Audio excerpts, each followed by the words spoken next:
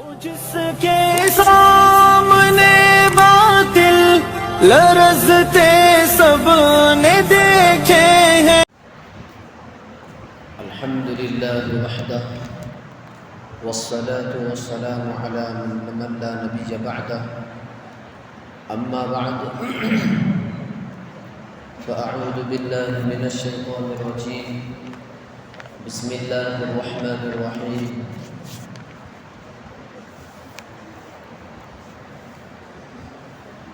وربطنا على قلوبهم إذ قاموا فقالوا ربنا رب السماوات والأرض لن ندعو من دونه إلها لقد قلنا إذا شططا هؤلاء قومنا اتخذوا من دونه آلهة لولا يأتون عليهم بسلطان بين فمن أظلم ممن افترى على الله كذبا.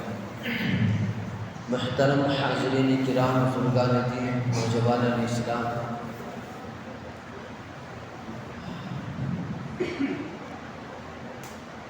گزشتہ تفسیر کے موقع پر آپ حضرات کے سامنے اصحاب کہف کا تفصیل واقعہ پیش کیا گیا تھا. آج اس کے بعد کی اور اسی سے متعلق جو دوسری تفاسیر ہیں پیش کی جائیں گی.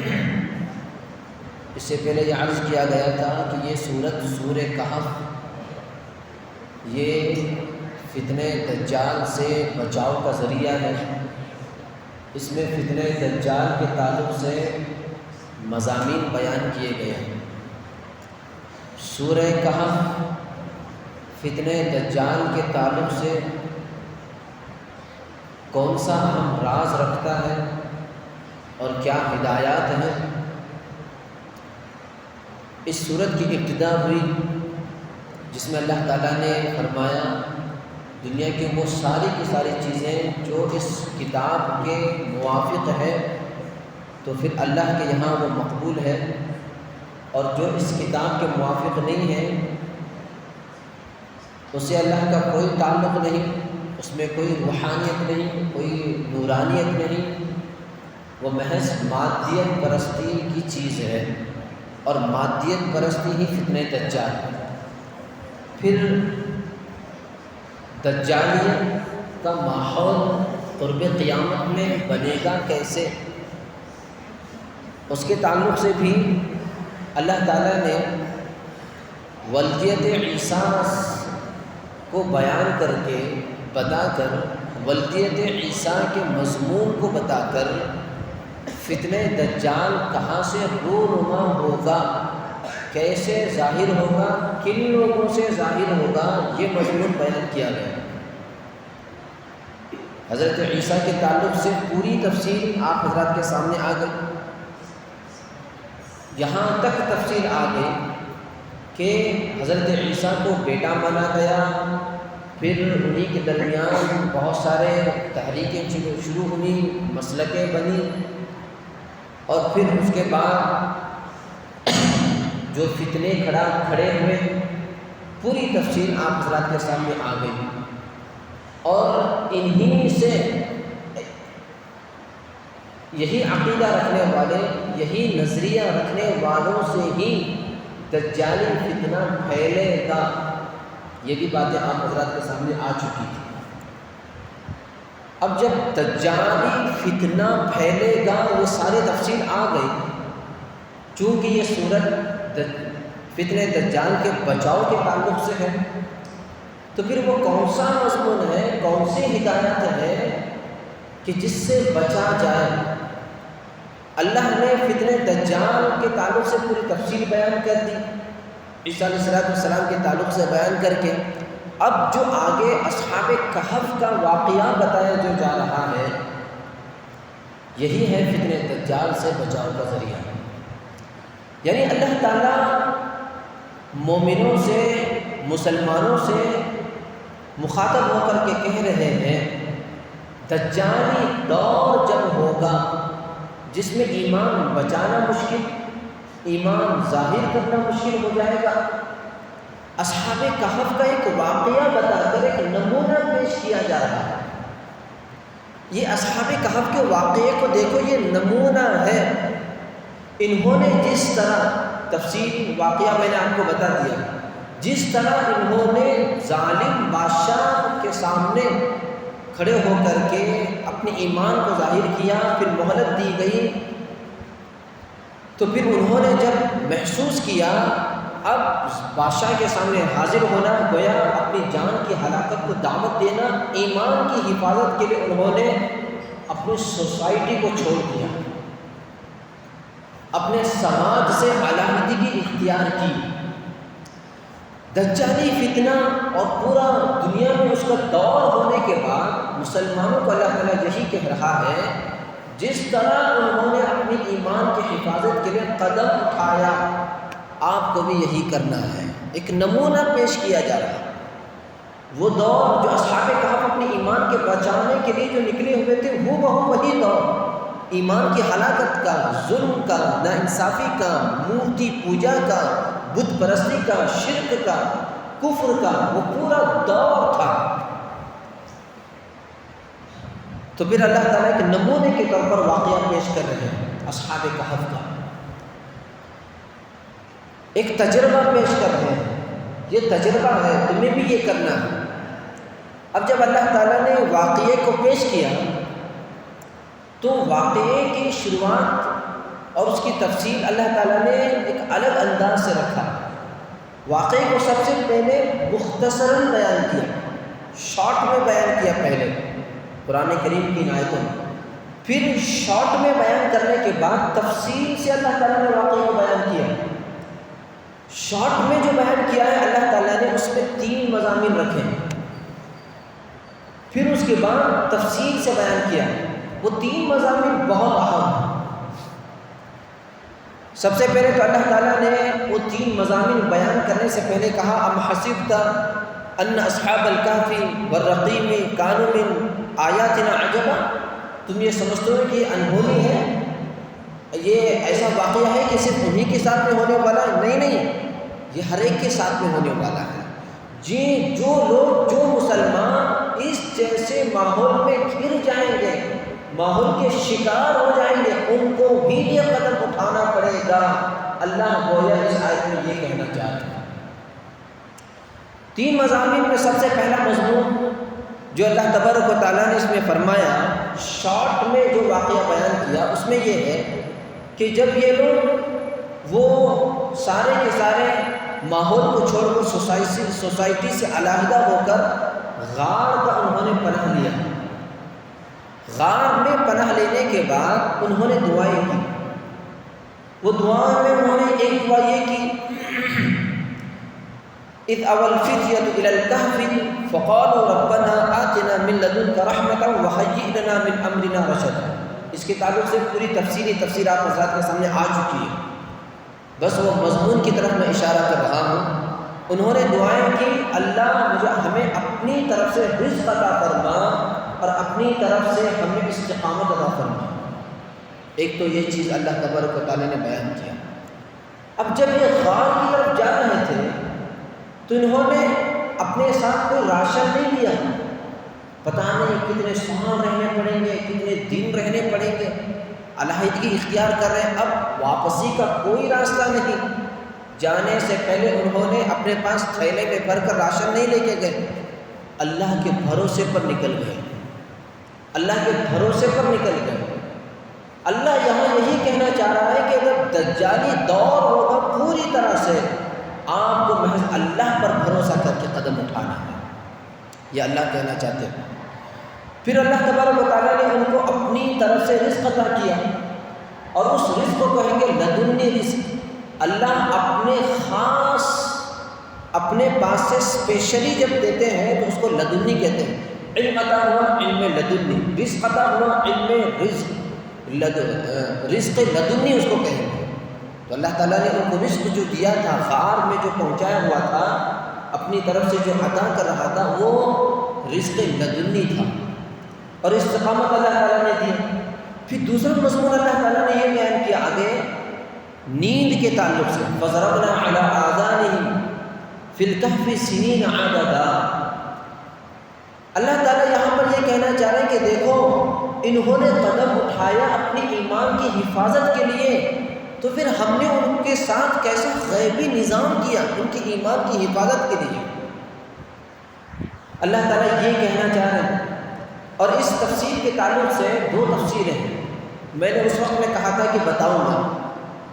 دو تفسیریں اس میں یہ ہیں، ایک تو تفسیر یہ ہے کہ اللہ تعالیٰ نے ان کو ان دونوں چیزوں کے لیے نیند دے دی، 300 سال تک 309 سال تک وہ سوتے رہے غار کے اندر۔ تو اور یہاں پر کیا کہا گیا، ان کے کانوں پر تھپکیاں ڈالی گئی۔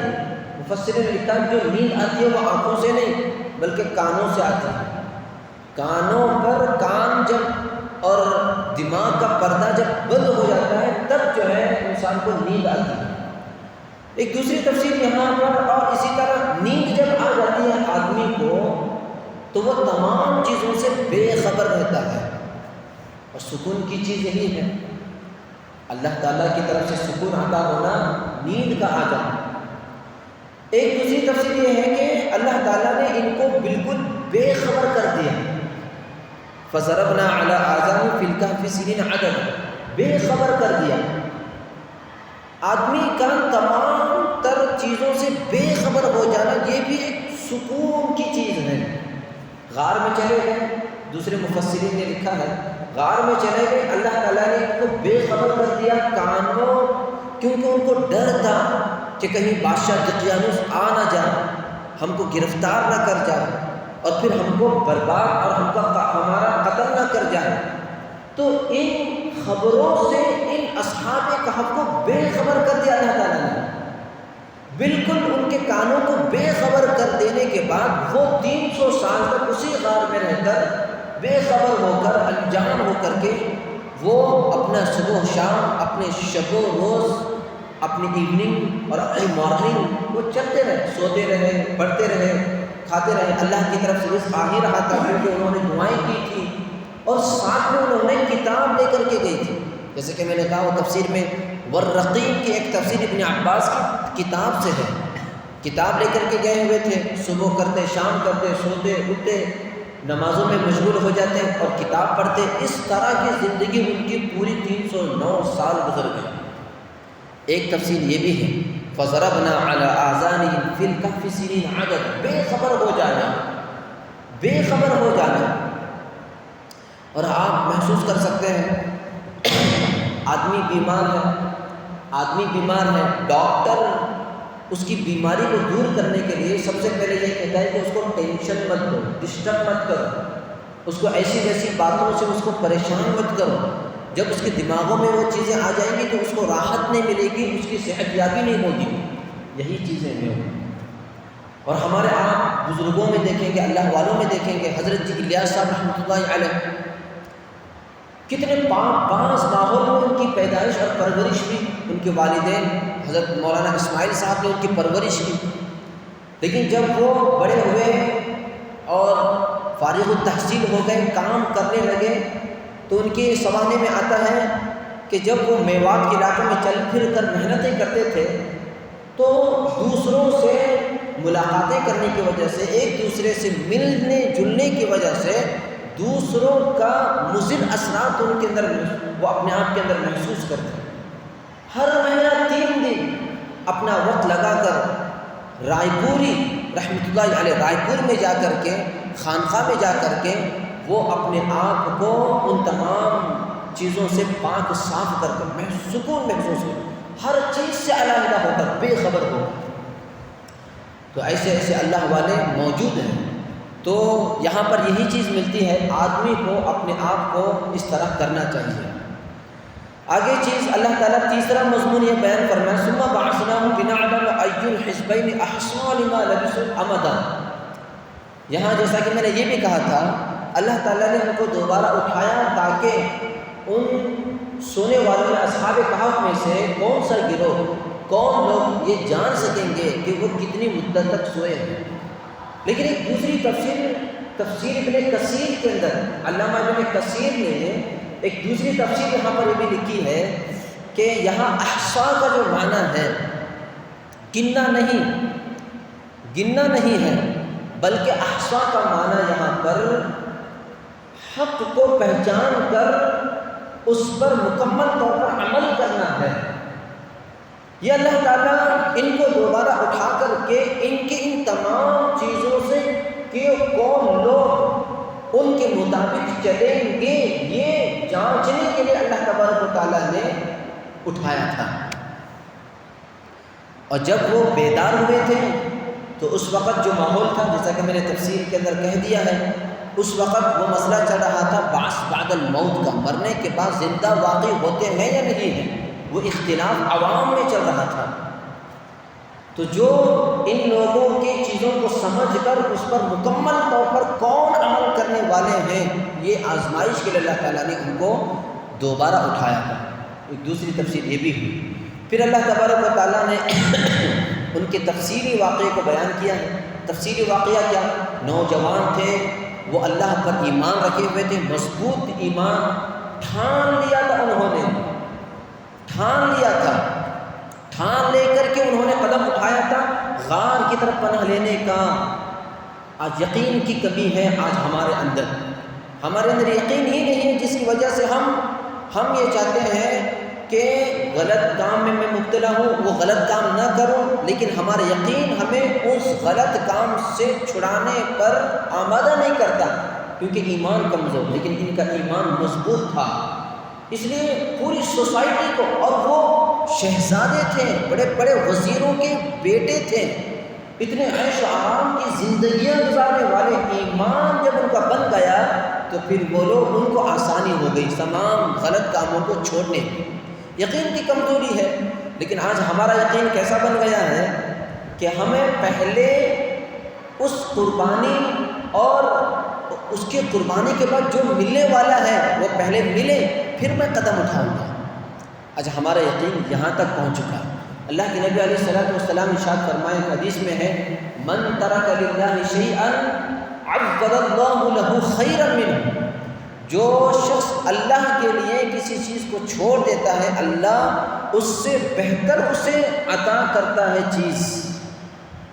اس پر یقین ہو رہنا چاہیے۔ تو لہٰذا آج ہمارا کیسا ہے؟ ہم خدا کو بھی خوش کریں گے، خدا کے دشمن کو بھی خوش کریں گے۔ آج ہمارا ایسا یقین بن چکا ہے، لیکن انہوں نے اللہ پر بھروسہ رکھ کر قدم اٹھایا اور نکل گئے، غار کی طرف پناہ لی۔ آگے تفصیل واقعے میں اللہ تبارک و تعالیٰ کیا کہنا چاہتا ہے؟